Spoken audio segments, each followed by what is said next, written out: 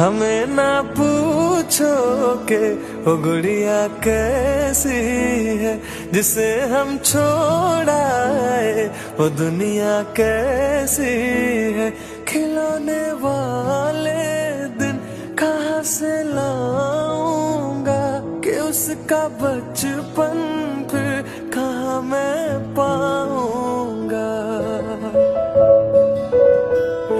उसे ये कहना तुम सजाए आधी दे, अगर ना लौटा मैं मुझे वो माफी दे।